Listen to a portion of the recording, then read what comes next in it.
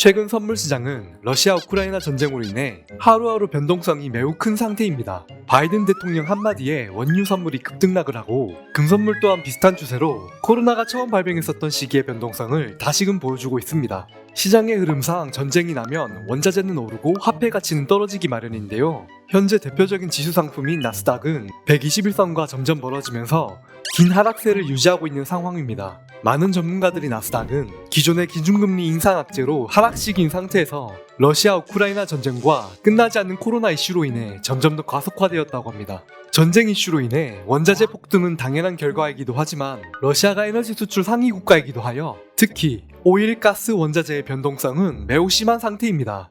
세계 군사력 2위인 러시아가 왜 우크라이나를 상대로 계속 고전하고 있을까요? 영토 점령이 목적이었다면 이미 전쟁은 러시아의 승리로 끝나고도 남았을 것입니다. 하지만 만약 러시아가 우크라이나를 장악해 흡수해버린다면 나토 국가인 폴란드와 직접적으로 국경을 마주하게 되는데 이는 러시아 입장에서도 매우 부담스러운 상황이 되어버립니다. 애초에 이 전쟁을 시작한 계기 자체도 우크라이나를 나토에 가입하지 못하게 만들고 나토와 러시아 사이의 완충지대로 두기 위함이었습니다.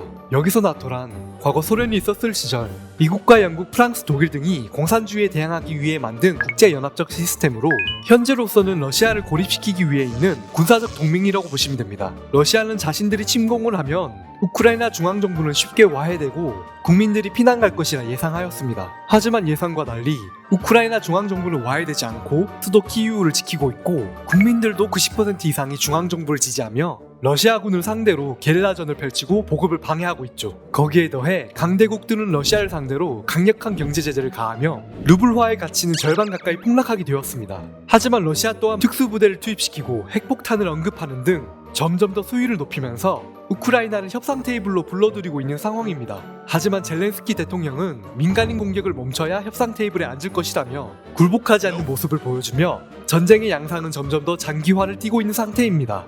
러시아는 전범국이라 낙인 찍히며 전쟁 비용으로 하루에 수십조 원씩 쏟아붓고 있지만 이미 물러날 수도 없는 상황이 되어버리고 말았습니다. 우크라이나 또한 사정이 안 좋기는 마찬가지입니다. 미국과 서방국의 지원으로 계속 버티고는 있지만 갈수록 국토는 초토화되고 사망자는 점점 늘어나고 있어 상황은 계속 악화되고 있습니다. 이 상황에서 선물 시장은 어떤 변화가 생겼을까요? 이미 원자재에서는 걷잡을 수 없는 인플레이션이 발생되고 있습니다. 전 세계 밀 공급의 약 30%를 차지하는 러시아와 우크라이나의 차질이 생겨 최근 2주간 밀값은 60% 넘게 급등했습니다. 밀뿐만 아니라 안전자산으로 분류되는 골드 시세도 급격히 증가했어요. 러시아는 세계 10대 원유 생산국 중 미국 다음으로 많은 양인 11.6%를 생산하는 국가입니다. 주변국의 경제 피해를 감안하더라도 강대국들이 경제 제재로 인해 러시아산 원유 수입을 금지할 우려가 커진 탓에 시세가 폭등한 것입니다. 이것을 바로 스태그플레이션이라고 하는데 경제 불황이 오면서도 오히려 물가는 오르는 상태를 뜻합니다. 스태그플레이션이 오면 증시에는 안 좋은 영향을 끼칠 수밖에 없습니다. 통상적으로 경제가 호황일 때 물가가 오르기 마련인데 경제 불황 상태 속에서도 물가가 오른다면 소비 여력이 낮아지면서 경제 활동은 더욱더 위축될 수밖에 없습니다. 그리고 이렇게 금리가 오르면 시장에 풀려있던 돈이 걷어지면서 주식시장에서도 자금이 빠져나가게 됩니다. 즉 앞으로도 주식은 더 떨어질 수 있습니다.